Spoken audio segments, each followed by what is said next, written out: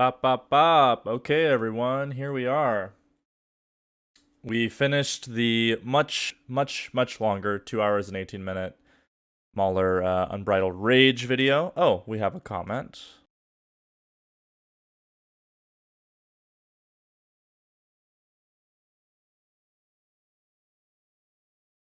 It's fine. Oh, thanks, man.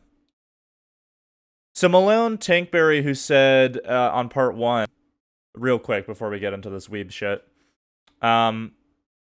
they said, based on part 1, most of my critiques were, oh, we don't know, or, assuming things. And then part 2, we almost gave up. Now we're in I Surrender, part 2. Malone said, it's fine, mistakes happen. Thanks for keeping the upload up anyway. Exactly. Whether the video responses were completely well considered, I mean, I didn't put a lot of time into it. I just kind of sat down and watched the video, so I'm not really too bent out of shape. I'm kind of a perfectionist in some ways, so my new philosophy is put out content. It was just me kind of having having an exercise, right? Bouncing my ideas off his ideas, which are bouncing off other ideas.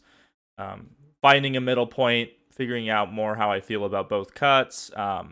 And it's just discourse. None of it was meant to be, arguing in bad faith or make anyone feel bad. So, thank you for your comment. But right now, we're gonna watch this video by a much smaller channel called RetrospectGreg's. My apologies.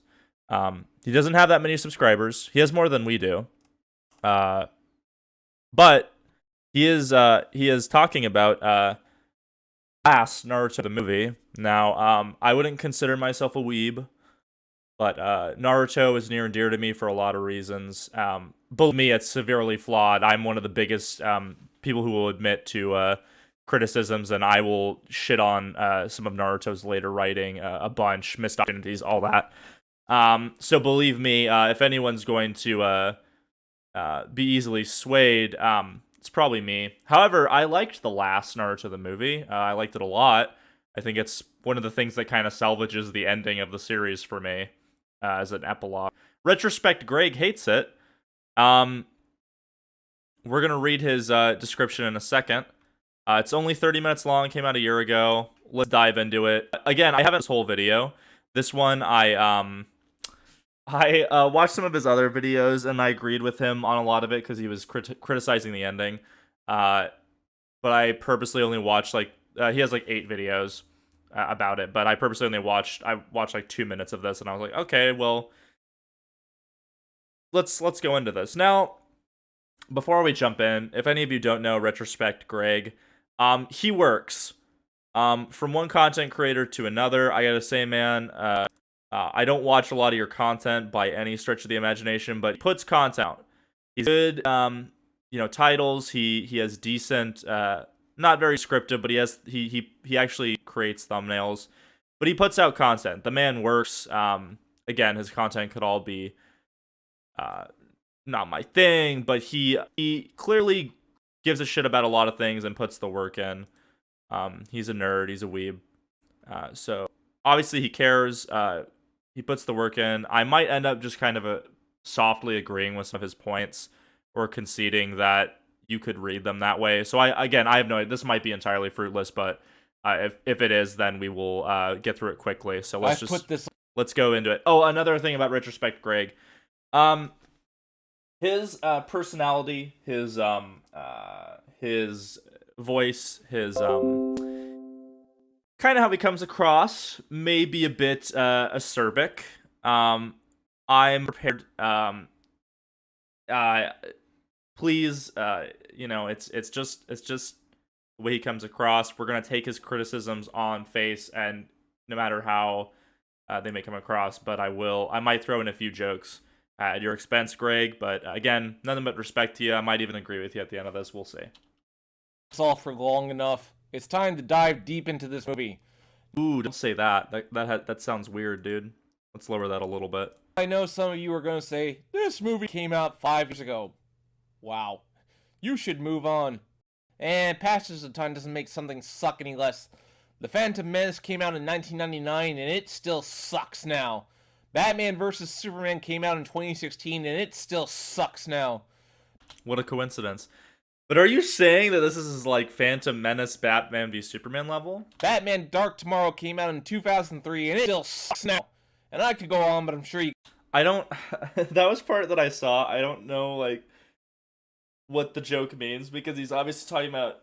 Oh, Batman Dark Tomorrow. Real quick. I think that's actually a video game. Yeah, it's a video game. Right. Okay. Anyway. You get the point. No point in wasting time. Let's get to the juicy bits. Let's do it. As I said in my... Also, that any content creators out there who are doing Naruto videos, use the games, because you won't get claimed. And there's some really good visuals and a lot of the QTEs and cutscenes, so Greg's on point here. My previous Naruto video, there was a... Also, he puts a watermark. Apparently, you know, someone might jack the video, but it's all good. Certain section of Studio Pro had a massive hard-on for the character Hinata Hyuga. Okay. So, from the start, Greg's kind of shown his cards. He does not like Hinata, right? Now, we're gonna go into it more. We're gonna see. I've heard some of his criticisms before, that she doesn't get a lot of screen time. He finds her to be bland. Clearly, he did not favor this ship, right? But then, of course, because he's making this argument, in his mind, he views Studio Perio, or individuals within Studio Perio, as having a hard-on for her.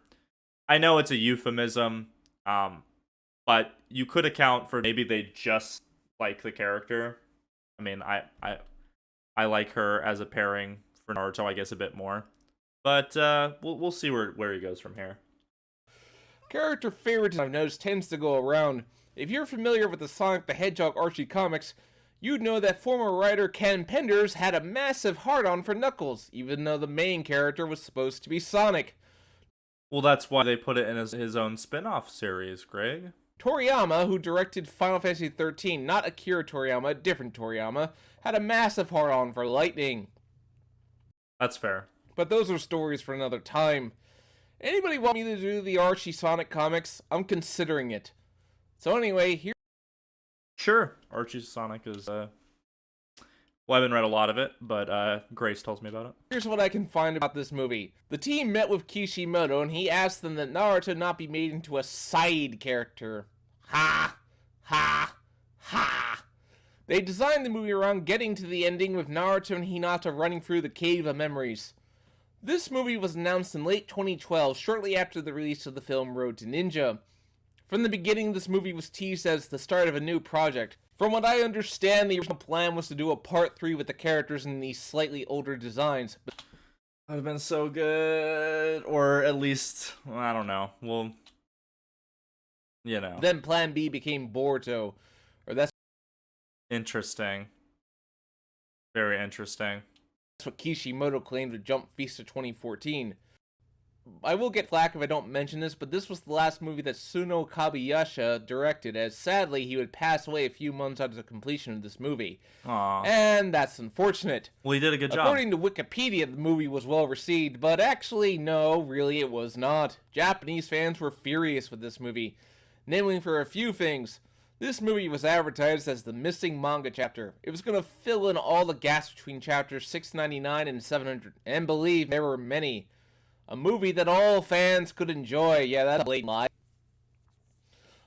Well, no, if you're committed to the shipping war, you're obviously not going to enjoy it. I remember the pre-trailer build-up. Nobody knew what the movie was about. Pre-sale tickets hyped up Naruto, Sasuke, and Kakashi. Well, 2 of those characters are barely in the movie. Seriously, Sasuke tops in about 17 seconds. So Sasuke and Kakashi... Yeah, I remember when Jimmy was alive, I went and saw the last, and he didn't get a chance to see it because I went to this special screening in Seattle, and then I went back and I'm like, yeah, man, Sasuke's in the movie for like less than a minute, and Sasuke's his favorite character for a lot of reasons. And he was like, oh, and he was just so sad. That sucks that that's the last bit of information he had about the franchise. Kakashi fans were quite pissed. But anyway, I remember people saying, oh, this movie might be about the Uzumaki clan after so many cock teases. Yeah, that worlding, yep.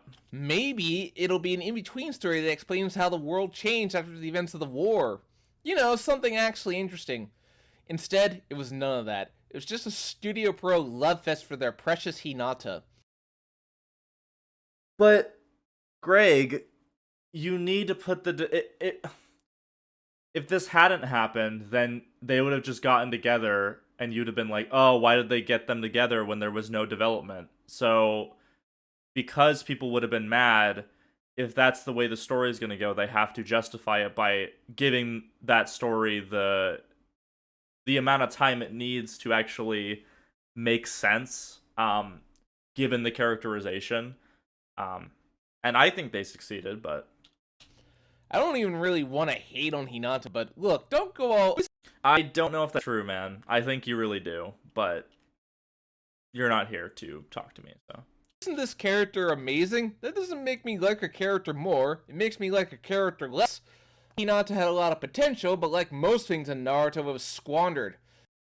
That's fair. Yeah, there's a lot of side characters who should have gotten way more development. The side character developing thing kind of stopped after, probably the last side character to get pretty serious development was B. Kind of Pain arc was probably the end of, and again, a lot of people say that that's where the series should have ended, barring an epilogue type deal, but that's neither here nor there. If anything, Hinata was a victim of her own popularity. But I already talked about that, and I may do Naruto character videos about their development or how Kimoto screwed their development. Let me know in the comments if you want to see that. Here's what I understand this conclusion that was planned 2 years in advance. The studio cared more about Hinata and how she'd get her man than anything else. Naruto versus Sasuke, Naruto becoming Hokage, the political resolution style horrible the shinobi world was, the tailed beasts, all that was secondary. The primary goal of the ending of the movie was to make sure Hinata got her fairy tale happy ending. Yeah, that is part of what happens at the end. Naruto also kind of changes and becomes a man, and they used this romance to facilitate that. I know that my girlfriend is pretty... she usually says, if you can do it without romance, do it. I'm critical of romance, but if it's done well or I buy it, I don't really care. You talk about all these other things you could explore, but the manga covers that. Is there things that we could be seeing? Yes. The tailed beasts, they're kind of just free. Like, who cares? Some of them. The fight, we see that in the anime, we see that in the manga. Naruto not becoming Hokage on screen aside from an OVA, that's bad. In fact, we might watch this video about the day Naruto became Hokage, because I'm pretty sure I'd agree with him. We'll continue. This is interesting because I kind of disagree with his baseline assessment, but some of his points are, in fact, of course. Well, let's get started, but before I did, I physically stopped myself from putting the disc in. Look, it was an instinct that I couldn't help. But I'm only delaying the inevitable. Let's just get this over with so I can be done with this movie. On one hand, unnecessary. On the other hand, do I really want to see a Channel Awesome 3-minute skit of him refusing to put the disc in? I'll take this. The film opens with a narration that actually looks pretty cool, so good job, Studio Pro. Thank you. If you were going to criticize the opening, I'd be like, I don't know what you're talking about, man. Forgive me if I'm using stills and shrunken images because I am not flagged for this. I'm taking a grave risk doing this video. So after you're fine. It's stills. You got the watermark. that, we ultimately cut to Hinata as a little girl who's being bullied for her But maybe he's experienced something. I don't know. Bakugan. Okay, before this, I didn't believe that Studio Pro stole from Sakura, but after this, now I do. This is blatantly ripping off Sakura's backstory, bullied for her forehead, I mean, Greg, what Naruto characters' backstories aren't that they're bullied? Like when they're protagonist types, like Rock Lee was bullied because he couldn't do ninjutsu. Choji is bullied because he's fat. Shikamaru is bullied because he's lazy. It's just a common thing. Like Obito's bullied by Kakashi because he kind of sucks as an Uchiha. You know, it's like it's just a common trope that Naruto does because when you're dealing with child characters, the best way to have them have something to overcome is usually they have a problem with other youths and in their youth. So I wouldn't say it's necessarily like a ripoff. My question is more they're bullying her for the Byakugan, but I guess this is pre-kidnapping attempt, so she doesn't have guards with her or anything. But you know, it's one of those things where it's like if there is a class of people like the Hyuga who are considered high level superior to baselines, you know, maybe some resentment could build up. So it is subtle world building because the last is going to be more Hyuga focused. But again, I think this thing of it being a ripoff of uh Sakura, I think that's just you projecting because in your mind you're thinking this in terms of Studio Pierrot doesn't like Sakura and Studio Pierrot likes Hinata, but I think you're kind of reaching because there's plenty of other characters with a similar backstory. And you didn't even have to do that. You could have built on the backstory she had with her father and sister, but no, we gotta steal from Sakura. Was their motto, if Sakura has it, then Hinata should have it too? No. I mean, I get it. Yeah, develop Hanabi and I don't remember if it's Hiyashi. I think it's Hiyashi. Yeah. Um, but yeah, you could use them. It's just the prologue's purpose is to introduce when Hinata and Naruto first met. Um, so you could have them. In fact, I think it's Shippuden episode 480, which is Naruto and Hinata. I think they kind of do a kind of what you're saying, but Then Naruto shows up and tries to do the Kage Bunshin, even though he doesn't know that until he's 12. Ugh. You see, Kishimoto's job was to writing the script. Makes me wonder. You think if anything, he would at least fact check to make sure continuity was right. But you know what? At this point, we might as well make up our own ideas as to what happens in Naruto, because really, who cares about continuity? Kishi doesn't! whoa. So they knock Naruto out, and they proceed to rip apart the red scarf that he wears. Not sure why they'd go to all that trouble to rip apart his scarf. But then again, bullies don't make much sense. Yeah, good point. Bullying, you know, it makes sense, but it doesn't make sense, right? So anyway, Naruto leaves. Hinata keeps the scarf to set up the stupid plot MacGuffin. I've heard various stories about the scarf, that it was either Kishimoto's idea or the Perot staff's idea. So yeah, The one I've seen most often, it's paralleling Kishimoto's and his wife, their whole thing about the scarf, which I buy because he has the most involvement with the last. I've heard some debate about that too, that he had about as much involvement as he did with Road to Ninja, but that's hunting through Japanese interviews. I don't feel like doing that, but that's the one I usually ascribe to. we cut to the students in class, and this is the only time we see Team 7 together. Iruka asks the question, if the world were to end tomorrow, who would you want to spend your last day with? Why?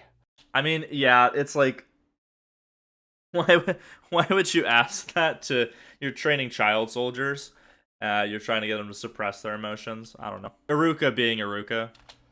Why do you want to know this? What does any of this have to do with them becoming a ninja? I love how bored Sasuke looks. Yeah, you and me both, buddy. I may actually begin to tolerate you. Anyway, I like how you can hear his phone going off in the background. It's funny. everybody writes You probably caught my phone a few times during stream, down who they want to spend their but this is an edited video, so. last day with. Except Naruto. Sakura and Hinata write their crushes, which is not cute and not romantic by any stretch of the imagination. And I'm just gonna say, we all know This will get edited out. I may actually begin to tolerate you. All right, we're gonna jump back into this. Let's go. Retrospect Greg. do this. No, if Kishimoto wrote this scene, Naruto and Sasuke would have written down each other's names. You know it's true. So then we are introduced to the villain Big guy, isn't it? Nori, and let me just say, this guy sucks. He's almost as bad as Kaguya. I don't agree. I feel like Toneri is a bit... Given that he has, like, a 2-hour movie to be developed and Kaguya had all of the manga and anime, I'd say he comes off a little bit better. Especially if you're comparing him to, like, just the film villains, then he's up there. Definitely. Actually, I take that back. He's worse. Kaguya at least doesn't talk much. This guy just won't stop talking. Anyway, we cut... Why would we want to know more about this character who's the main villain? This guy probably likes Momoshiki. to 2 years after the war. Naruto has gone about his daily life happily ignoring Hinata, and well, she has been waiting for him to return her feelings. Anybody else would have taken the hint and moved on with their lives, but women in Naruto can't do that, or they'd be terrible people. And don't yell at me, that's something Kishimoto said. Kishimoto, his whole Sakura Sasuke thing is a bit weird. That would never fly. If this was a Western property, it would never fucking fly. The difference is, like, Naruto is being willfully ignorant. He doesn't want to deal with it, which is what the movie goes into. She has to... Just to be more direct, because the movie implies that aside from her confession that she had before she was gonna die,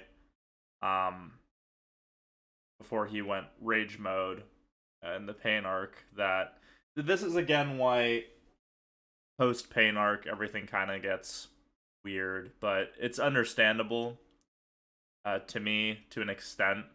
At least this movie tries to salvage it by going, no, like, he does feel these things and there is the connection.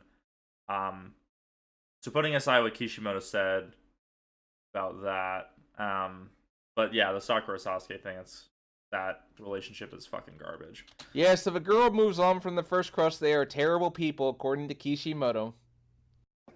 What you just said is one of the most insanely idiotic things I have ever heard. Naruto is now the village hero because of the war, even though he was already that after the Pain invasion. Now he's just a bigger hero. But I guess we're ignoring that. Also, despite being Hinata's teammates, Kiba and Shino don't get any lines in this movie. What's up with that? So Hinata runs into Sakura, who is now totally okay with Hinata and Naruto getting together, even though she's never really cared before. Well, she probably just didn't know, I guess. Sakura's main role in this movie is just to encourage Hinata to go for the D. Then there's this really weird part where Sakura thinks of Sasuke. Thankfully, there's not much of Sasuke and Sakura's god-awful, toxic, disgusting relationship in this movie, so that's a plus. So yeah, Naruto has a blue scarf. We're gonna come back to this later, but let's just say it leads to a climax where this really, really pisses me off.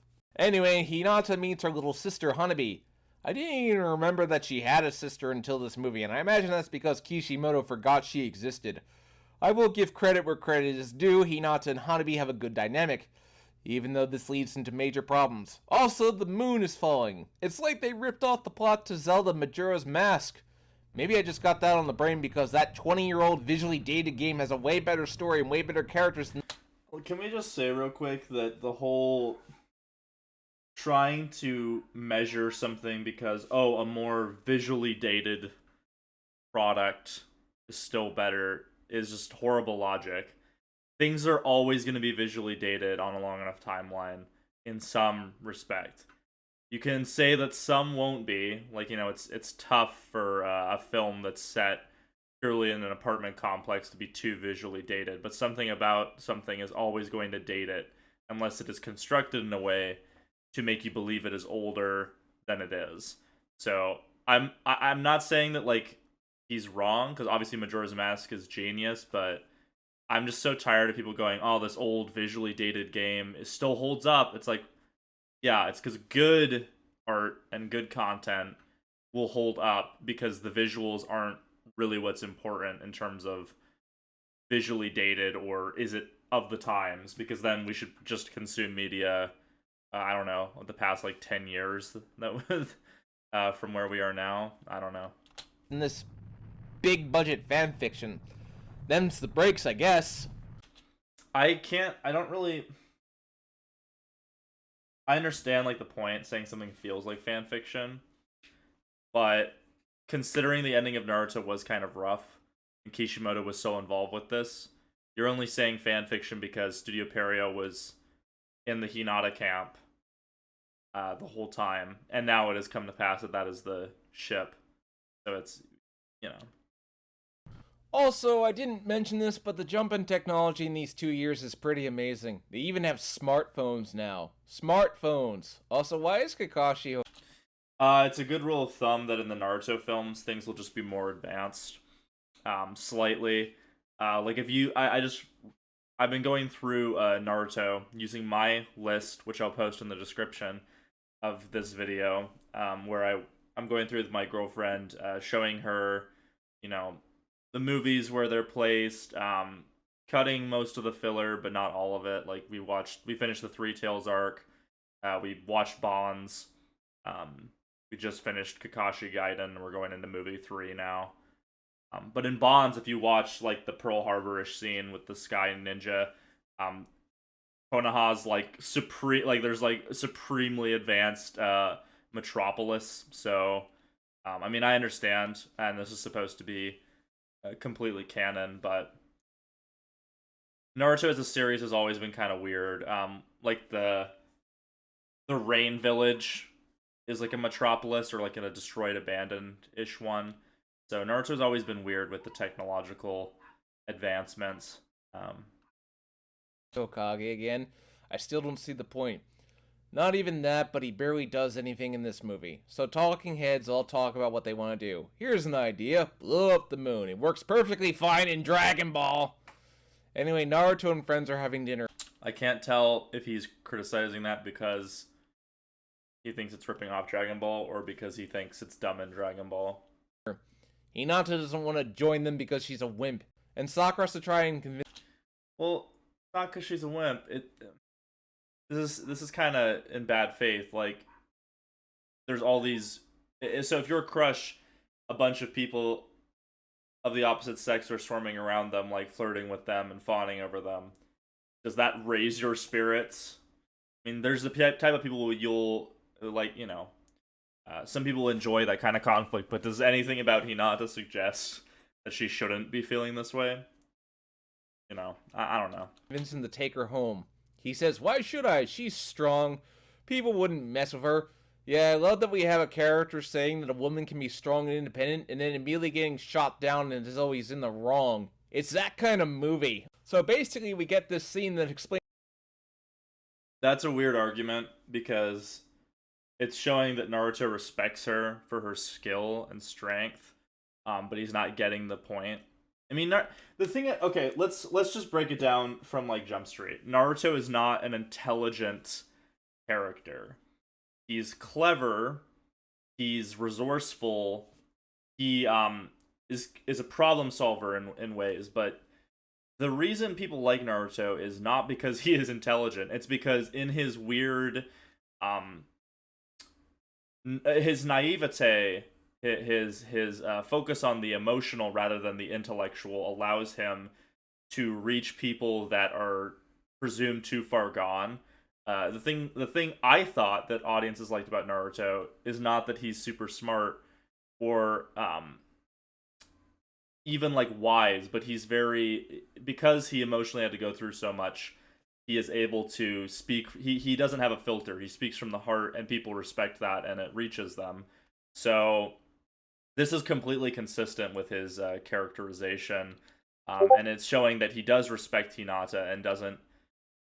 So the foundation is respect and friendship and camaraderie, and it will develop. So to say that he's shot down for being wrong, no, he just didn't get it. Not that the film is saying that Naruto's foolish for saying that. It's that, oh, isn't that sad that from her point of view, he's not getting the point. So, it's a weird thing to complain about, I think. Explains why Sakura is helping Hinata. We also got a viewer, It's because so they should whoever you are, support each other thanks about for their tuning in. crushes. Does Watching some weeb shit. Hinata ever actually do anything to help Sakura get Sasuke? Once again, I ask, what does Sakura see in that dickhead? Anyway, Hanabi is kidnapped. She basically just serves as a plot device for this movie. So Hinata gets... Yeah, she's definitely a plot device. I'm glad that she was the plot device and not Hinata. Imagine if Hinata was the one kidnapped, like how much worse this movie would be. I know later on she goes with Toneri, but enough time passes where it allows the characters to grow. So using Hanabi as a plot device to give Hinata a very personal investment is a very good writing decision if you have to get the characters to the moon and have the plot play out the way structurally you want it to. So, I mean, yes, it is a plot device, but it could have been worse. And Hanabi being, like, in a cameo in part 1, and then a cameo in part 2, and then being in this.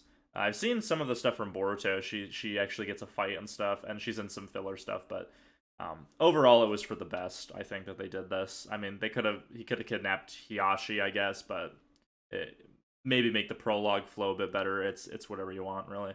It's upset because of Naruto's blue scarf, and she assumes that this means that he has a girlfriend. I'm not sure how one comes to that conclusion. You are aware that he could have just bought this thing. Yeah.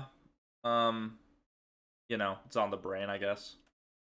The fact that we didn't set up the scarf thing earlier, that is technically a flaw, or what have you. But Thing about this screams, I have a girlfriend. Anyway, bad guy tries to kidnap Hinata. Admittedly, there's some impressive martial arts moves on display. Hinata dangles from the roof by her ruined scarf. I'll let this slide because she says he's almost out of chakra. yeah, Otherwise, I'd find it really ridiculous. Anyway, Tonori wants Hinata for some reason. We find out later what it is. Tonori wants to destroy the Earth because, well, we'll get into that. Also, he has no eyes. I'm not sure why that is, but this just means we're going well, they explain that, but I'm sure he'll talk about it later. straight into magic eyeball BS again. Just with the Baki. Listen, bro, the Byakugan was hyped up so much in part 1. The apparent originator of the Sharingan, which then got jerked off and nerfed. So, I, for one, am happy that we're finally getting some Hyuga Byakugan lore tying into the Otsutsukis. It's, you know, it's, to complain about this is kind of like, well, Hinata's one of the main characters. The Byakugan was said to be important, but overall, it only really mattered in part 1 and then the very end of the series. So let's kind of go into it a bit more. You were mentioning at the beginning how the lore, there was like a bunch of things to explore. Well, they're exploring the Hyuga Byakugan Otsutsuki lore that was implied and introduced at the end of the series. So it's kind of doing what you wanted, I guess. Gun instead of the Sharingan. Typical. So Kakashi makes a 5-man team and Shikamaru is the leader. Not Well, of course. Naruto, you know, the guy who's going to be Hokage. Yeah, but come on, dude. Let's be real. Shikamaru is always the leader. Because why wouldn't you want him as the leader? He should learn how to be a leader, but you guys never bothered doing that. Perfect opportunity here, and it's wasted. Also, yeah, I guess that's fair. But that's more of a flaw of everything after this movie, because you could have had more installments, like you were saying, of them slightly older before the Boruto era. So that I wouldn't say that's really this movie's fault, because it has to do certain other things. You could have done it with the same runtime where Naruto's trying to be the leader. I'm not saying you couldn't. I'm saying that given the concern of this movie, that might have been better saved for another in-between story that they just never did. So Kakashi just pulls out this clock that's for the end of the world. Yeah, they had those on hand. Whatever. I mean, you were the one saying that there's talking heads, so they do something off screen to set up this jutsu because they can estimate it based on not astrology, astronomy, and other things. So you could have had another scene of them introducing that jutsu, but then you'd go, oh, why are we having this scene? So if they can cut away and cut back, it's like a gimme. It's not really, it doesn't really hurt. I know it's to add the ticking clock, but it doesn't really hurt the consistency, I guess. Also, it's the middle of winter. Why are Hinata and Sakura wearing short-sleeve shirts? Also, I love how Hinata's new mission clothes are specifically designed to outline her huge breasts, while Sakura is deliberately drawn to appear with less curves. Was this deliberate? I imagine the Hinata thing is, Studio Pro loves to draw her with fan service, so they... I mean... Yeah, I suppose it draws attention to her breasts. It's not really used for that purpose in the movie. It's not like they do fan service with her in this movie with that outfit. You can say, yeah, that's why, but if that's the case, then it's done more tastefully than in, like, the bathhouse filler, and then a couple other moments, like the Venus flytrap bit. So it is there, but I mean, in this movie, it's not really done with that purpose. I like the outfit. It looks cool. I always like seeing the updated character outfits, but I can understand. Sakura's, it's weird. Again, this guy's perceiving it from the point of view of Sakura versus Hinata, so that's coloring certain things. They split up. They do the thing where they split up and don't act like a team. You see why people hate this freaking movie? It's because the characters act like weird space aliens instead of people. Now, technically, they are descended from weird space aliens. Thank you very much for that retcon, Kishi. Anyway, we see that Hinata... I would need, like, examples for how they don't behave like humans to counter-argue, so I'll just move on. ...has brought her scarf. Yes, she brought her scarf with her on a life-threatening mission while her sister could be in serious danger. I mean, if it fits, why not? Right? Like, you're gonna need to, like, have downtime and rest on the mission. You might as well bring something to occupy yourself. Kakashi brings his book. Are you gonna say that all those times where Kakashi went into a mission and he probably had the book in his bag, that, oh, he was being selfish because he didn't include more tools in his bag? It's just, it's a scarf. It doesn't take up much room, Don't see the logic there. Naruto asks why she isn't wearing it. Again, a legit point. So they go into a magic pool of water, but Naruto doesn't want to get his scarf wet. Ugh, stupid scarf. So they fall into the pool of water, but everyone gets caught into it, and Naruto is forced to see all the times he's interacted with Hinata. The effect is supposed to be endearing and cute, but it really comes across as creepy. Like, why is he being forced to see this? Even then, why doesn't Kuruma just wake him up? Wasn't he supposed to make him immune to genjutsus? Yeah, except this is an Otsutsuki genjutsu. So if you're wanting to equate it to the 10 Saigon's about as strong as the Rinnegan, or even nearly. We've seen the Rinnegan can put tailed beasts under genjutsu, and hell, even Toby, with his implied base Sharingan, but if you want to say base Mangekyo, he was putting a perfect Jinchuriki under perfect, like, Kodo Matsukami level genjutsu. So the fact that they have this trap that if you try to get to the moon, because you figure that it's not the first time someone may have noticed something weird was going on, but so it tracks. It's not contrary. If Sakura can get out of it, why can't he? Also, this movie makes it... They set up that Sakura is an expert with genjutsu. So this is actually playing into the stuff that was built up way early on, whereas Naruto is shit at getting out of genjutsu. And we don't really know how this genjutsu works precisely.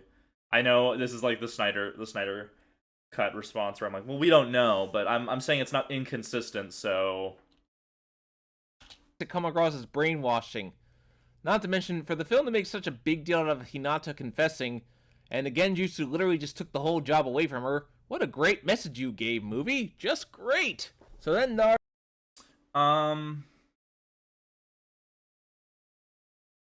That's like fair enough, I guess. I think it's reasonable to say that Naruto being Naruto, he finally gets like, oh, that confession, like, oh, so this whole time, it's could you have written that better? Yeah. I wouldn't say it's like necessarily a negative message. Sometimes, I mean, it's literally supposed to just go, oh, those times when you realize someone's true feelings like way after the fact.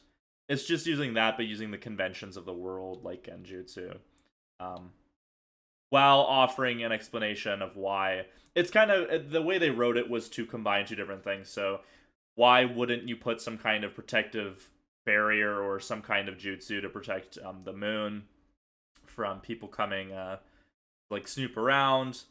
And then they combined that with Naruto realizing. So it was supposed to be economy of writing, but I understand that you might have an issue with it. Naruto is filled with emotions, not love, mind you. No, from this point forward, every time there's a cute emotional moment, Naruto's face is absolutely miserable.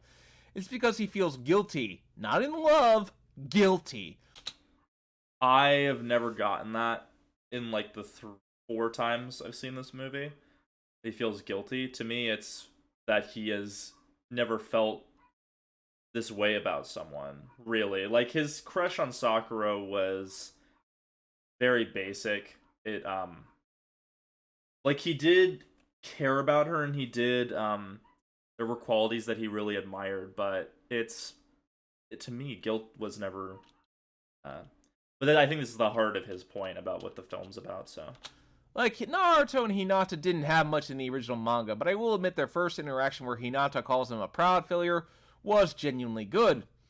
If they had more moments like that, I would have been perfectly happy with them ending up together. You could have built off that. Instead, you felt it was right to just drag the poor guy into misery. So from then on, most of the movie is dedicated to Naruto and Hinata falling in love. I mean, the movie does this through cringy scenes that would make even George Lucas raise his eyebrows. Like, here's the thing. Naruto and Hinata as a couple, I admit I get the idea of it. That's not a problem to me. The problem was Naruto spent most of the manga forgetting Hinata existed. I probably said this before, but I don't remember what I said in those videos from last year. But this movie was so not the way to do it. Like, there's this part where they have to jump a gap. Naruto makes it just fine, but Hinata, despite all her training, can't make it, when even a normal person could make it if they tried hard enough. I mean, let's measure the characters. Sorry, we'll discuss it as it goes, but so they're all both a little over 5 feet. That's a good 15-foot jump. That's fairly difficult for a normal person. Just wanted to bring that up. The whole thing is just fluff. Hinata walks into a spiderweb despite possessing... Yeah, no, but the reason it's sweet is it's not fluff. The reason it's sweet is because we have to do this in one movie, right? Let's say, like, you're the guy writing this, and they're like, we need a movie to, like, just handle this whole thing. In reality, a lot of relationships build or snowball significance and meaning to the people because of little dumb things that happen that they're both around for, and they see certain aspects of someone, or these moments are like memorable to them even though it's not major. The moments you enjoy most with people are rare. Like, they can be like those big huge giant moments, but a lot of the times they're like the dumb silly stuff like, oh, I really like how the person does this. So to me, this is entirely good because it was showing that it was the development. If it had just been, I don't know what, maybe you'll go into it, but I don't know what scenes, how you would want to capture that quality of it. Because the movie, I mean, you even said so yourself, it's all about running through the cave at the end, and it's all about moments, right? So, well, yes, they could have gotten more moments in the manga. It's trying to show you that, like, it took time. It took time for this to be fully realized. And they have a montage here, so to me, it makes sense. Whether you think it's cringy or not, that's neither here nor there. To me, it makes sense from trying to capture that idea. 360-degree vision. Naruto lets Hinata drink from his hands. Her Byakugan wasn't activated, though, so it's different. Despite cleaning her hair of said spiderweb. I'm not sure if I'd rather watch this or Anakin and Padme. It's a montage, my friend. It's not meant to be one right after the other, but yeah. From Attack of the Clones, both are on the same level of awful. That's pretty bold. I would say the acting's a lot better in the last. Also, you're talking about like the harmful messaging of a romance. Attack of the Clones and what George Lucas was trying to do was showing the destructiveness of romance. Like, yeah, he engaged in the melodrama, but ultimately he was saying that was the reason. This possessive kind of love. So this movie doing like, no, we're just going to show you how they slowly find moments to share together on this adventure is... I wouldn't say it's nearly as cringy, but... Not to mention, I have to seriously question your priorities. Hanabi could be dying, and yet you two are far more concerned with your little blossoming romance. What? So, I'm curious what Greg would want in terms of if we have a movie structured like a movie. Apparently, to him, we would need to have a whole movie that's just romance. There's no plot because the characters aren't acting efficiently enough for his taste. I don't think he would like that very much either. He'd be like, oh, this movie's really boring.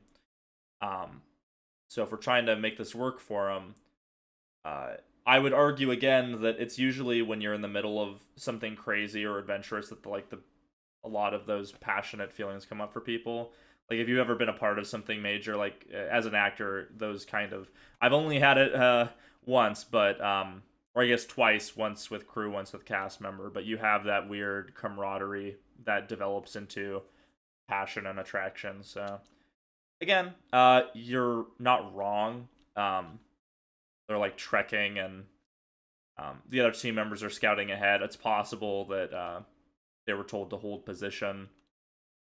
You know, it's an assumption. It's not in the movie, but I think it's a bit harsh. I don't know. At one point, they are interrupted by Hanabi's kunai. Remember that they are supposed to be looking for her. Yeah, no kidding. You guys are terrible. Yeah, so that's kind of trying to show that it's literally showing what you're saying, but it's not portraying them as terrible because it's basically saying, in the midst of this crazy adventure we're like on the moon, we have to rescue my sister, oh shit, I don't have time for these feelings, I feel guilty. It's meant to make the characters more three-dimensional, whereas if they were just trying to find Hanabi and then at the end then they just are like, oh, we're in love now, it would make more logical, efficient sense. But this allows the characters to, like, the tone to shift away from that very, cliche type romance feel, if that's what you're getting at. So I'm not going to bother to nitpick the rest of the romance stuff since it's basically just fluff and it's basically just Studio Perot going, ooh, what he not to think have we not done that we shouldn't do? So Studio Perot going, let's try to do different things with the character is bad, I guess. And you're the one saying there's not enough of them in the manga, so if saying it's fluff is kind of weird. So either here's the thing, is you have to either disagree with the premise and say, no, none of this romance should have happened, or you have to allow for the fact that they have to develop it in this way. It's not the only way. I'm saying that they are developing it, which is overall net positive, as opposed to they just end up together, like Bleach. Not that I've watched a lot of Bleach, but yeah. So it's just I kind of find issue with that of that criticism. I mean, it's just so funny. Like, why is Naruto in love with Hinata now? Despite evidence to the contrary in the manga, the film claims that the reason Naruto never responded to Hinata's feelings before is because he didn't know the difference between loving a person and loving food.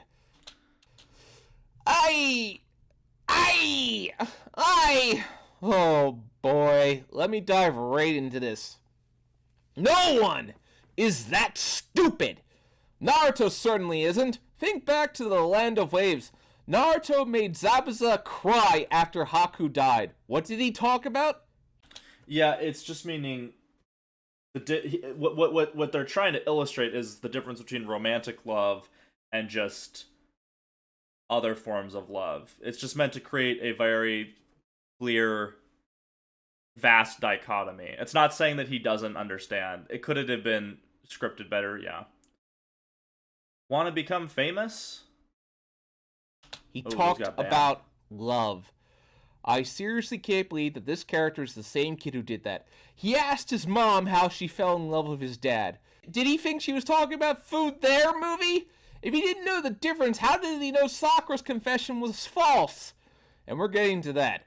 What about when Hinata confessed? Look at his face. He's in shock. He knows damn well what she meant. So screw you, movie.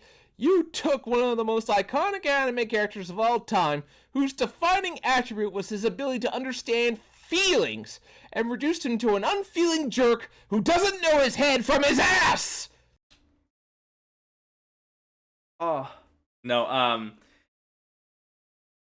there's some veracity. It could have been portrayed a little bit better. The thing is you can technically understand something without having felt it. Like, I can understand someone's point of view on something without having the same emotional reaction to it myself, even if I grasp it, you know? So I think that's what it was getting at, but it could be scripted better. To say he's an unfeeling jerk is a complete exaggeration, but... Gah! Oh. So Hinata is once again knitting Oh. the scarf, and she says, "I've been a terrible sister, haven't I?" The narrative wants me to disagree with her, but the truth is, yes, you have been pretty terrible. The narrative wants you to grasp that she has conflicting emotions. That's what its intent is. Your motives for coming on this mission were mainly to win Naruto over and woo him. No. There was no time limit on that, you see. Saving your sister has been a distant third on your priorities.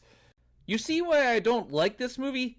He's making assertions and basically saying this is so, and then, oh, you see why I don't like this? It's like, well, you haven't demonstrated this to me in an effective way for me to accept your point, I guess. Because the characters don't act like the characters they were in the original manga.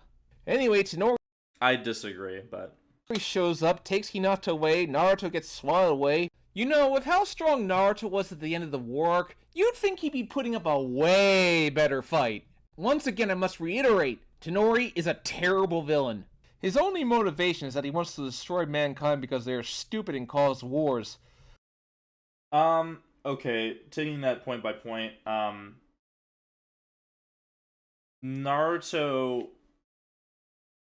There's a lot of discourse about whether he has Sage of Six Paths mode post-war.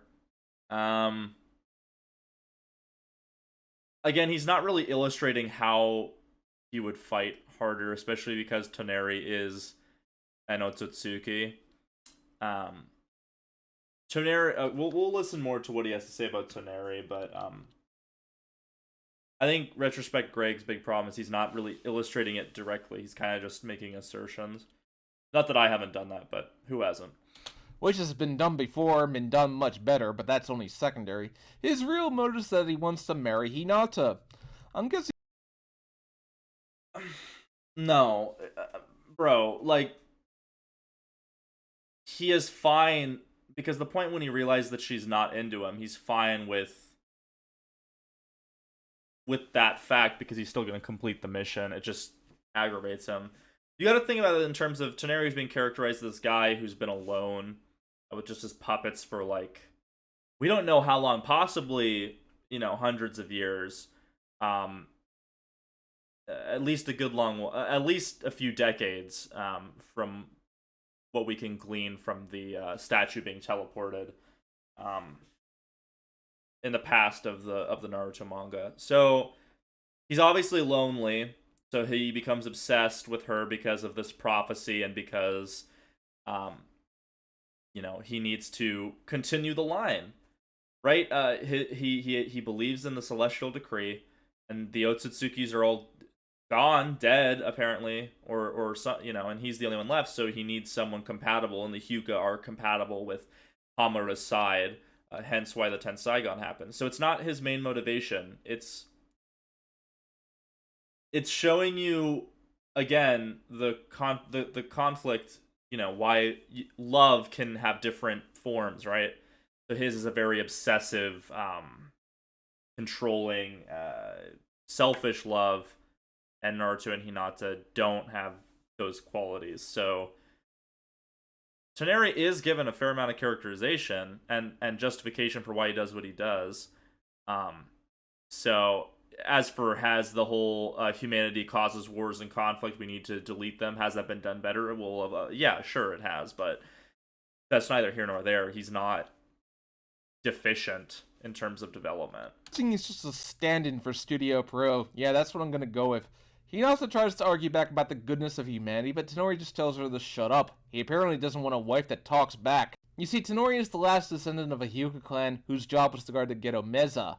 The sage guarded the earth, his brother the moon, but somehow Madara stole the statue from the moon. Don't know how he managed to do that! It's because once you get the Rinnegan, you can summon it. Like we see in the manga that Nagato, once he gets the Rinnegan, or it's not once he gets the Rinnegan, but he has the Rinnegan, and then once he got angry enough, he just summoned the statue instinctually. There's no evidence that he had used it beforehand, because as soon as he does, it like drains his life. So in the manga, that's very clearly set up. So when Madara gets the Rinnegan, when he's old and dying, he summons the statue from the core of the moon.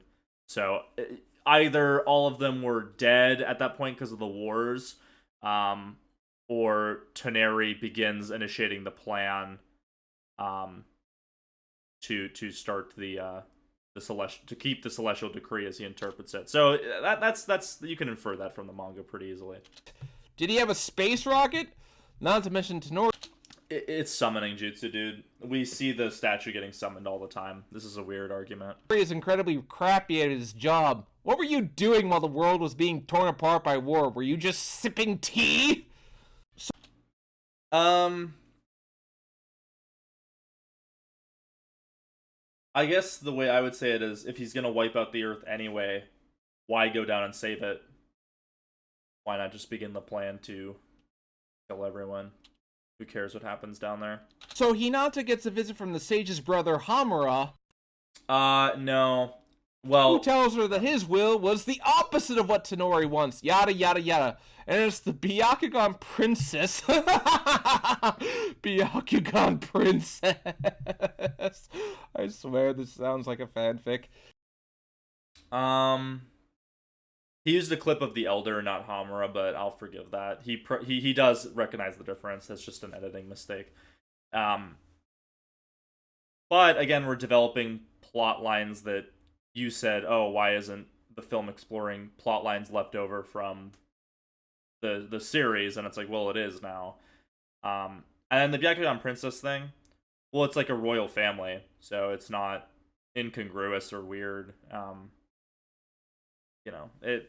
If you don't like the name, that's fine, but it's not really. I don't really have a problem with it. It's all up to her to stop it. We are over an hour into this movie, and Naruto has barely impacted the plot at all. He has no.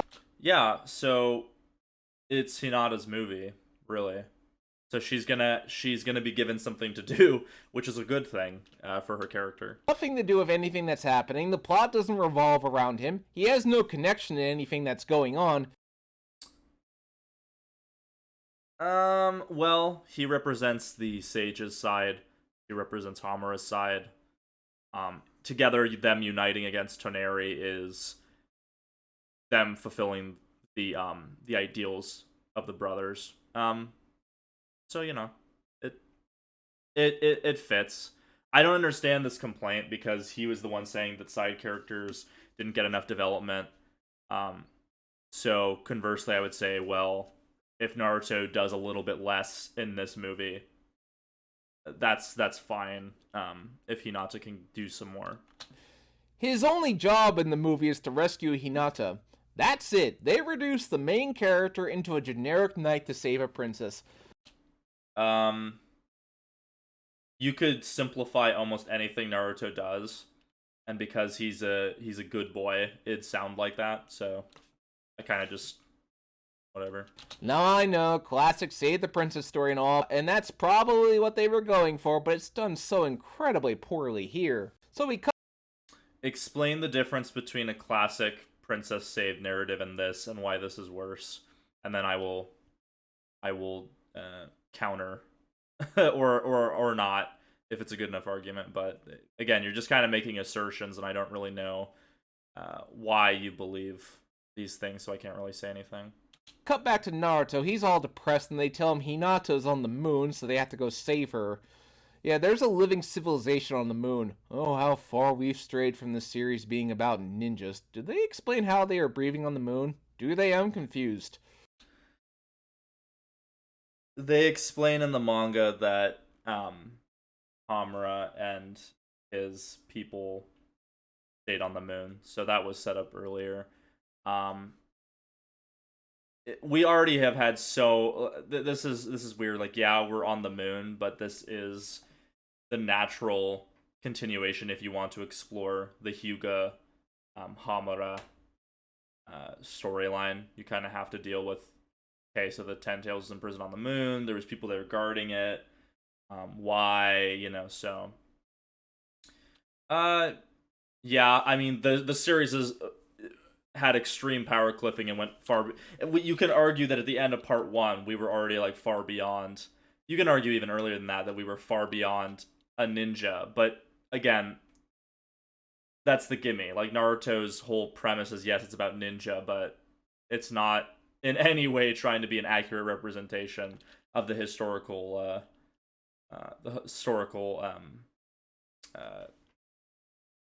ninja. As for the fights not being strategic, yeah, I mean, that's something that happened as the series went along. And this is a movie, so you're going to get that even less, so. Naruto doesn't want to go because Hinata broke his heart. Now, I could mention how massively out of character this is, but all I'm gonna say, if Sasuke was up there, he'd be up and raring to go. Now wouldn't he? Shikamaru tells...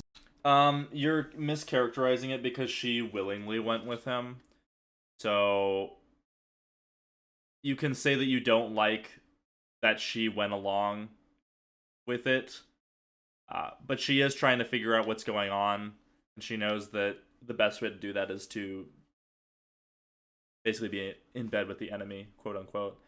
So it makes sense that he'd be a bit distraught about that decision, whether you like it or not. That's one thing or the other. And you're also kind of mischaracterizing it as if like he's choosing not to go up. It's more he's like, well, what's going on? Listen, the man up and get over it because he's a shinobi. Good job, Shikamaru. So then Naruto's taken to Sakura. She was keeping him alive for 3 days, and Naruto didn't notice that. Jeez. Anyway, this leads into what is probably the most infamous part of the I wonder which ship RetrospectGreg prefers. whole movie. Sakura tells Naruto that Hinata still loves him, and says Naruto didn't really love her, he just pretended to because he wanted to beat Sasuke. Oh boy, where do I begin? For starters, I will address that apparently in Japan they started calling Naruto the worst scumbag or something because, well, if that is in fact true, that is really despicable of Naruto to do. I don't know how accurate that is, though. If so, I think it's a bit of an overreaction because he's not shown agreeing or disagreeing with her. I've heard something about apparently he was going to respond, but Junko Takaichi refused to say that. Take that with a grain of salt. I don't know if that's true or not. Interesting. Yeah, I'm not gonna go back and watch the scene because when I tried to do that with the Snyder Cut, I got claimed. Even though it was small windowed, I was pausing every second. It still claimed it, so I won't go do that. But, I mean, you were the one saying, oh, if Sasuke this, if Sasuke that. So technically, by your logic, it would be consistent. I don't know. I think the charitable way you could read it is Sakura trying to cut it off for sure. because I don't believe that that's true. I think it was more complicated. I think that doesn't even make sense. So, yeah, I guess I'll give you this one because I'm not gonna check the scene yet. So, Secondly, that makes no sense. Sakura was one of dozens of girls who liked Sasuke, so why would Naruto pick her specifically? good point. In Chapter 3, he even said, "Now I know why I like Sakura." No mention of rivalry there. Not to mention, look at his face at the beginning of Part 2. So much feeling of, oh, I love her like food. Or, Sasuke isn't here, I can make my move now. Thirdly, what makes Sakura the expert on real feelings anyway? Considering her feelings for Sasuke are some of the most shallow ever seen in fiction. So therefore, we shouldn't trust what she says, Greg. Clearly, this is an issue with Sakura's writing. The most inconsistently written character, arguably, in the series. But we'll get to Sometimes great, sometimes terrible. that when I covered Naruto Gaiden. So anyway, Sakura Ooh. says Hinata still loves Naruto because girls don't change their minds on who they love. Like I said, according to That's her justifying her own feelings, though. We can't trust that. Kishimoto, girls who move on from their first crushes are terrible people. What you just said Hinata has one scene where she acknowledges her sister, which is bad. Tenori then says, This scene is bad. Why? I don't know. "Oh, you were making a scar for him and not me." You could have had more scenes with her and Hanabi, though. Guess you gotta watch the anime. So he destroys it and he puts something in Hinata to brainwash her so she will marry him, so that they will have new babies to repopulate the earth. I can't believe I just said that sentence. But it makes sense, right? So, like, it's weird. Obviously, nobody who kidnaps someone for forced marriage is operating under normal parameters, but it makes sense. He's the bad guy, so... So Hinata being brainwashed to marry this guy is bad, but yet Naruto being put through a genjutsu where he gets guilt-tripped into loving Hinata is good? Citation needed. I countered a lot of what you were saying about the genjutsu. I think that's just you reading into it. You can have that interpretation, of course. I don't think the movie is portraying it that way because it doesn't play that way, really. I'm confused, movie. What's the message here? Oh, and Sasuke shows up briefly after saving Kakashi from a meteor. I never thought I'd be happy to see Sasuke. But then he is gone. That scarf has more screen time than Sasuke does in this movie. One thing that's funny to me is that when people, like, if they don't like Sasuke, and this is fine, you can not like him. There's reasons, especially 5 Kage on, is like he's like half of the story. So if you don't like the character in some way, I don't know how you can really even like any part of the series because he's such a huge part. But then again, you know, I'm the kind of person where if a main character is garbage, you got to have a lot more. If it's an ensemble, you got to have a lot more going on that is great if I'm going to tolerate a terrible character. But there have been shows that have been derailed from that. But it's just an interesting thing. I have problems with some aspects of how his arc went, but there's a lot of vitriol about Sasuke for ostensibly people who are fans, which is just funny to me. Under other circumstances, I would find that hilarious, but in this case, I'm just annoyed. So the rest of this movie is just one big action scene to rescue Hinata.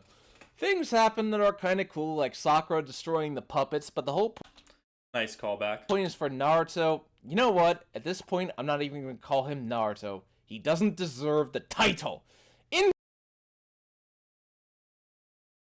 I don't get like how vastly out of character he apparently is in this movie. It's not like he's being assassinated character-wise. Sensitive jerk charges in just before Snorri can marry Hinata. Also, look at this image.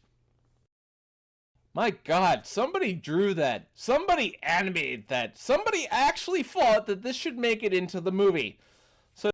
Yeah, I mean, what's your problem with it? It's mirroring some real life religious ceremonies. It's showing you some world building about how this clan of the Otsutsuki do things. It's building the tension as she's about to accept the I do moment, the classic run in and interrupt. I have an objection, so I don't really get what your problem is here with the scene. So we'll just move on. So Tonori makes Hinata fight insensitive jerk, but he somehow knows to reach into her chest and pull out whatever's brainwashing her. I didn't know he could do that. He grew back an eyeball at the end of the war, so at this point. Sure, why not? So insensitive jerk and Hinata go to stop the bad thing. Hinata can't do it herself, so she and Naruto combine their strength and hey, wait a minute, this is very familiar. Where have I seen this before? Why, yes, it's Naruto and Sasuke's thing. You literally ripped that off from Naruto and Sasuke and put Hinata in Sasuke's place. But you could also argue that he and Minato do the same thing in the Lost Tower, so you can say that they all ripped it off from that. It's, and they were doing that with Jiraiya and Naruto, I think, in some of the earlier Storm games, but I could be wrong. But they definitely do it in Lost Tower, so kind of invalid. How dare you! It's like the classic team thing, especially when you have like Rasengan. It's like, how's the only way someone can contribute? It's usually like putting their hand. Steal from Naruto's true soulmate. If Kishimoto was writing this, that absolutely would have been Sasuke instead of Hinata. And from what I gather, when he wrote the Boruto movie, that's exactly what he did. Probably as revenge for this. I still haven't seen Boruto. I have heard it's... So apparently in Greg's mind, Studio Pierrot is 100% the ones pushing Hinata, and even though he put it at the end of the manga, Kishimoto's like, yeah, sure, I completely sign off on this, I help to contribute to the lore and story of this, but 100% is not what I want. It's much better than this piece of garbage. Should I watch it? Maybe.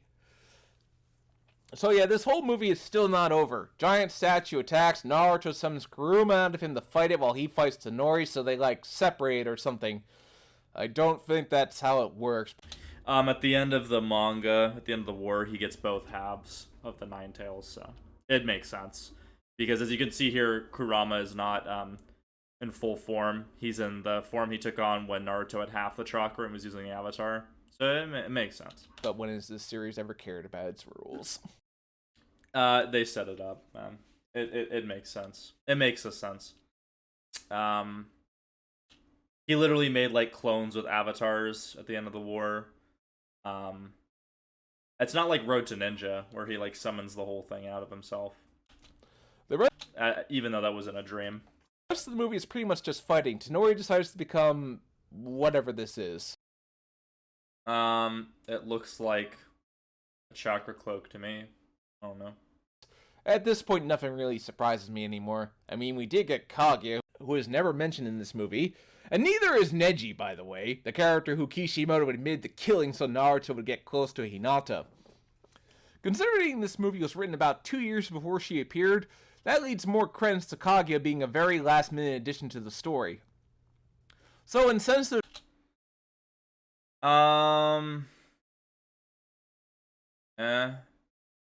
By that logic, then, how would this plotline develop if we didn't have Kaguya? I don't know. But, Jerk finally accesses the Nine Tails chakra. Why he didn't do that at the beginning of the movie is beyond my understanding. He didn't need to. And then later he gets his chakra sucked by Toneri and almost dies, so... Tonori throws Hinata into a cage, and you people think Sakura's the useless one. So he complains when Hinata does something, and then when she doesn't do anything, he's like, "Oh, I can't believe you guys think Sakura is so useless. Look at Hinata." It's like, well, she was doing stuff earlier, dude. What's Sakura doing right now? I guess. I'm confused. Hinata basically does nothing in this movie but play damsel in distress. She infiltrates enemy lines, figures out what's going on, helps destroy the vessel, the Ten Saigon. She's the one who tears out Toneri's eyes in a little bit. Does about as much as anyone else. Now, the damsel in distress is a plot device as old as time. When it's the main goal, it can work like in Super Mario Bros. And The Legend of Zelda, but here it just keeps happening and it's getting annoying. I don't understand. What about those is different, I guess? Insensitive jerk does a magic punch that knocks Tonori out while making a speech about the scarf because that thing is so important now. Oh yeah, sure. Then Tonori becomes this, an insensitive jerk, and Hinata hold. Ten Saigon gets robbed, dude. This is what happens, and then he just... This is the part of the movie I dislike the most, is when he just absorbs some solar radiation and then dies. It's like, or almost dies. It's like, what? Lands, and then everything is fine. Tonori decides to stop being evil. For some reason. But considering this series had Naruto say his parents' murder was the greatest, I'm not surprised. Yeah, that's trash. Anyway, that just leaves the lovebird. Insensitive jerk tells Hinata that the blue scarf from earlier was a gift his late mother left him. Now, I have several questions about that. A. Why did they wait so long to give him this? I have no clue. B. How was it not destroyed when Pain nuked the village? Yeah. There's a lot of things post-Pain nuking the village that don't make much sense. And C. You use Naruto's dead mother's love for her son as an obstacle to be overcome, and he just carelessly put it away despite it being one of the... No, it's snowballing meaning. So that love continues on, but now he has a new one that represents Hinata and his love. It's not saying that, oh, this represents your mother's love, get rid of that, you need this. That's not what it's saying. It's not like he like throws it or something. The last things his mother left for him. Fuck you, movie. Fuck you. Jeez. So then, Calm down, insensitive jerk and Hinata run around and around like this is the end of the series, and this goes for... Yeah, well, it is. I mean, this is the end. Yeah, this guy is hyper aggressive. He gets very excited. It's kind of why I wanted to tackle this, because it counters my very mellow take. But yeah, we'd be talking about this weeb shit. Way too long. Really should have cut this down in editing. Why? It's literally the emotional climax. You even said so yourself, it's the whole purpose of the movie is to get to this scene, so why would you cut down the resonance within it, I guess? Not to mention it's so cheesy and unintentionally funny. Why is it funny, I guess? Yeah, it's cheesy, but it's the whole movie was set up to be a cheesy romance, save the princess type story. So this is accomplishing what it sets out to do. And Naruto is a series. It's not as if, I'm not saying that the whole thing is cheesy or anything. Like, it does have a lot of nuance and care put into world building and character backstories and stuff. But overall, it's like the type of story it is about, hey, you know, you can convince someone to redeem themselves by talking to them. Like, you know, it's like basically the way I see it is like a Star Trek episode, but you gotta condense it, condense the conversations down and have more definite answers for the type of character and story you're trying to tell. So I don't really get this criticism. It's kind of weird. To me, it fits. It fits as the conclusion to this kind of story. Insensitive jerk says he wants to be with Hinata until he dies, and somewhere Sasuke is silently crying to himself. So insensitive jerk and Hinata fly in front of the moon and kiss, and the crowd goes bananas! They did. The screening I was at, we were all like, yeah! The crowd ain't the only thing that's going bananas. So whatever, movie's over. Well, not quite. The ending credits is dedicated to their wedding. An extra scene that I really didn't care for. Did we really need to see their wedding? Yes. Yes, you did. 100%, Greg. Greg, the whole movie is about their love story, and it's showing how, because in the manga you just cut and they're together and they're married and they have kids. So showing a scene of them getting married as like the end credits is perfect to wrap up what the movie was trying to do. It's heartfelt. It's really cool. I mean, look at this art. It's really great. Perfect for the credits. It's not even really a scene. It's like the coda, but absolutely this was a good way to end this kind of a story, and it was necessary. I mean, they just started dating. Show a first... It's because it jumps in time, my friend. It's not that's why they portray it this way, and it's not just another scene at the end. The reason they portray it this way is because time has passed. This was showing how they got together. You yourself was saying that there's fluff about their relationship, so they only showed the fluff that would get them together, and then it cuts ahead to them together via the wedding. So to me, this is kind of weird. It's kind of doing exactly what you would prefer them to do, but... date or something. They have smartphones in Naruto now. Yeah, they apparently get smartphones at this point, which is weird. I still don't get what the purpose of that was. It just kind of takes away the appeal of the world. Well, my friend, I got some bad news. Boruto is very advanced, and this being the bridge, they wanted to show some of that evolution. You can like it or not, but Naruto's always been weird for that. Well, yeah, I mean, it's so they can take a selfie. Yeah, it's just cute. Like, who cares? Sakura's such a fake smile. Yeah, thanks, Studio Pro. Everyone else is there with their significant other, except Sakura, because Sasuke is for some reason not there. Yeah, I guess that's a fake smile. Even though it looks genuine. I don't know, whatever. Yeah, they deliberately show that Sasuke isn't at Naruto's wedding. Now, you know I'm no fan of Sasuke, but even I gotta admit, the fact that Naruto's best friend wasn't at his wedding, yeah, that's a load of crap. And yet earlier, you were complaining that they were not focused on the mission, and they were having, like, relationship stuff, so the fact that he's off on his mission to research potential future threats, I guess in this situation, he should have been there, but in that situation, they were jerks for taking time to have human moments and not always just being efficient, so... You can like it or not, it seems inconsistent. Screw you, Studio Perot. Now, I have a theory as to why he wasn't there. I imagine he simply looked at his invitation and simply said, "Who the hell is Hinata?" And then got mad because Insensitive Jerk cheated on him. But I digress.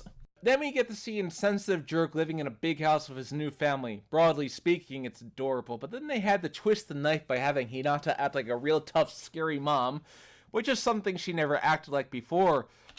The whole point of the film is that Hinata gets more confident.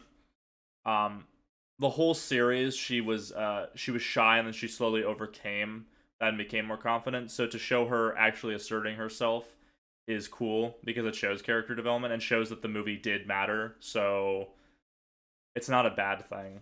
You cannot like it, but overall it makes the movie more purposeful. But Studio Pro just decided to apparently make her like that, so it could look like Naruto married a girl like his mom. Yeah, another thing Studio Pro shamelessly stole from Sakura. Yeah. Weird argument. Very weird. Here's the fundamental problem with this movie. This movie is just Studio Pro satisfying their inner Hinata fetishes. It is not a conclusion to a 15-year-old story. But you were being intellectually dishonest because you know it's not the end of the story, because there's a whole other series that is continuing the story. So it, as much as we would like, perhaps, some people who hate Boruto especially would like this to be the ending, it's not, so it's meant more to be the conclusion to part 2, because it's showing more of how part 3 gets started. So you can't really say that it doesn't fulfill it. It's yes, it's called The Last, but you can't say that for what the movie's trying to do that it should have been more of a conclusion to the story, because what it was focused on was Naruto meeting his wife. I mean, it's like, you need to take the time to develop that since he's the main character. So it's a bit weird to say. And yeah, I think it's weird to say it's just about Hinata fetishism, because it's clearly trying to characterize her and Naruto's relationship as being not just, oh, I guess we got together, so by default, it accomplishes more. So if it was all just to fulfill their fetishes, they accomplished far more unintentionally. So overall, net win, my friend. It is fanboys writing fanfiction. Is it a labor of love for a character? Yes, but it's the wrong kind of love. Why? Uh, trying to have the main character mature and become a man and go into the next phase of his life is definitely not the wrong kind of love to have for a character. You should want your characters to mature, right? And Hinata matures as well. So kind of weird to say, I guess. When you get down to it, Hinata was one character. This whole event... The character who the main character marries. Can I just say how much I hate series that are like, oh, this is the main character, we're spending all this time with them. Oh, and I guess they have a spouse or something. It doesn't really matter. It's like it's kind of lame. So to make it not lame, let's explore it, you know? This whole movie made it seem like she was the main character of the series. No. You yourself said she didn't get enough time in the manga, so ergo your argument, she needs more time in this movie to be more developed. Not Naruto. It wasn't just that she superseded Sakura's role as the heroine, even though she did that too. Okay, so the fact that Hinata supersedes Sakura for one movie is apparently so egregious that Greg is just having a reaction, it seems. She took Sasuke's place as Naruto's other half. What this movie robbed, it robbed Team 7 of a proper conclusion. That one panel where they're all happy and friends again in chapter 699, that's it. That's all we got of them being friends again. Yeah. That's not this movie's fault. That's how Kishimoto concluded the manga. Should have been more. This movie should have been about all the characters of Naruto. How do you expect them to do that, Greg? Then that would just be fan service for the entire, like, every character. It wouldn't really have a structure. But I grant you that you could have told that story, but you're not really... It's not really realistic in expectation. The Konoha 12 getting one last moment together and fighting. Even Neji, who shouldn't have died. Also, I love the fact that Neji got a picture of their wedding, but not, you know, Minato, Kuchina, or Jiraiya. Who cares about them? Okay. I don't know, man. One final punch to the gut movie. Thank you. Naruto's theme was supposed to be about the importance of relationships. The bonds that you forge with people. How important they are. That's what people wanted to see. Instead, people got the sense that Naruto and Sakura's bond was destroyed. No. Because Sakura is going out of her way to make him and Hinata happy. So therefore the bond is not destroyed. It shows that she's doing a lot for him that she doesn't have to do. In a lot of the context previously in the manga, she didn't have to do, or there was things where it was like, oh, for the mission she would do something. And I'm not saying that it wasn't a real connection or a real bond. I'm saying that the movie does not really destroy that.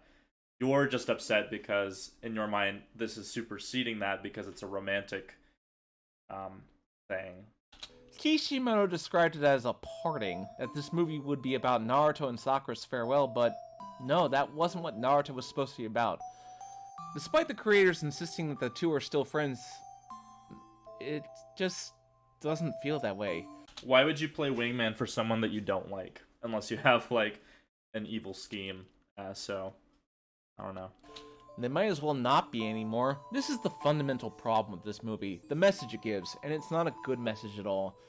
You should never have to guilt somebody into loving someone, and this man based his whole video around an assertion that he can't really prove that is not the read that I or anyone I've talked to has had on it, but I can understand maybe like how it's weird to see it like that.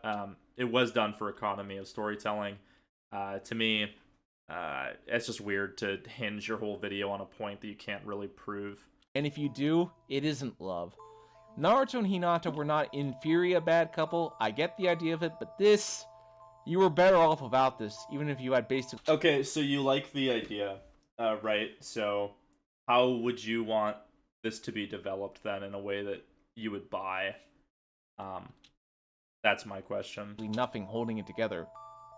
This movie broke something in me. Like, everything I fought and knew and loved about the series, this movie told me it was all a lie. Even though... It didn't really, but again, a lot of your problems extend from the ending of Naruto proper, so... The only lie was what this movie said. The truth is I don't hate Hinata. No, that's petty. Here's the thing. All you people out there who claim Hinata is my waifu or whatever, you should understand something. She isn't real. You cannot physically date someone who isn't real. So you should stop pretending that she is. The biggest crime of this movie is that this character is not Uzumaki Naruto. He is not. Let's take the Not My Luke example from the last. I don't hate Hinata, but I have a violent reaction to people who say a character is their waifu, even if it's as a joke or, listen, dude, there's delusional people saying that about tons of characters. That doesn't... Saying that this movie is because the Studio Pierrot guys were just obsessed and they couldn't let it go is a bit... Or they were just trying to tell a story, right? You know, it's... Yeah, they like the character, but that... You have to like a character to have the passion to write for them. Like, sorry. Not necessarily. You have to like something about a character to write a good story for them or have the passion to. So it just doesn't... I don't buy it, dude. It's I don't buy it. Because by your logic, then, if this isn't Naruto and it's like a stand-in for Studio Pierrot, why do they have him be insensitively, or quote-unquote, in your words, insensitively ignoring her at the beginning or not recognizing the feelings? If it was the stand-in or it was their fantasy, why would they go about it this way? Last Jedi, and that's a story for another time. Let's take the Not My Luke example from The Last Jedi, and that's a story for another time. To compare this to The Last Jedi and Luke is so interesting. I can't see it, my friend. Can't really see that. Time. People cried out because Luke wasn't who they remembered him to be, but like I said, that's a subject for another time. Yeah, the difference is that there wasn't a movie showing Luke change. This is a movie that shows Naruto and Hinata change. Ergo, it is by default better writing than The Last Jedi. Time. Naruto always stood by what he said. I hate people who lie to themselves. Well, he's the biggest hypocrite of them all. How is this the same person who spoke to the loneliness of Gar because he felt that loneliness, or that he understood Sasuke's pain? Don't say romantic love is different. It's not. I don't understand. Why is this inconsistent? Not. Greg. His feelings for Sakura, whether they be a crush or genuine feelings, were real. They were never depicted as being anything less before this movie said so. It's complicated. I doubt anyone would say that love when you're less experienced with the world is as well developed, especially someone like Naruto. I'm not saying it wasn't legit. The feelings were real, but it was a very as you go through the series, it's more like an attraction and a respect, but it doesn't, to me, constantly come across like, oh, he's like passionately head over heels in love, because he will, you know, he has other objectives, he has other things on his mind. So it's a bit weird. Naruto said, I would rather remain a fool my whole life than give up on a friend. He sacrificed so much to save one person who didn't want to be saved. But yet he did. He always stuck to his ninja way, even when the rest of the world told him not to. This thing isn't Naruto. Why? Well, I'm not quite done with Naruto yet. I suppose I'll do Naruto Gaiden next. Interesting timing, but Kishimoto's new series Samurai 8 was cancelled recently. Yep. I don't hate Kishimoto. I just pity him. I'm not going to claim this had something to do with the series' abrupt cancellation, but maybe he'll learn from this. Take it as a lesson, Kishimoto. I feel you should apologize to those fans you slapped in the face. That would be a step towards repairing some of the bridges you burned. What? How did he slap you in the face, bro? I guess by going with Hinata or something? I mean, he did mess up the ending of Naruto to an extent. But to say that, like, oh, Samurai 8 failed because the fans are like really mad at him. But then Boruto's doing well, so that doesn't really follow, my friend, because Boruto is the continuation, so they should be more down on that. So I don't know. I haven't read Samurai 8. I heard it's okay. Sometimes you can't get lightning in a bottle twice. Maybe he'll try again and the next series will be a hit. Who can say? But for now, all he can do is live with his regrets, as he's ultimately left with something that he didn't think was worth fighting for. I don't know what you mean. Thanks for watching. If you liked the video... Okay. Let's check his Gaiden real quick. The problem is I'll probably agree with him more on that, so it's not as interesting content. Huh. He did a complete Rise and Fall, but that's 2 hours and 28 minutes, and that would take me like 10 hours. So. Got more comments from other people. Okay, I'm gonna end the stream. I might start back up in a little bit. We shall see. Thanks everyone for joining me. I've been Josiah of the Shuttlecast. Have a good day.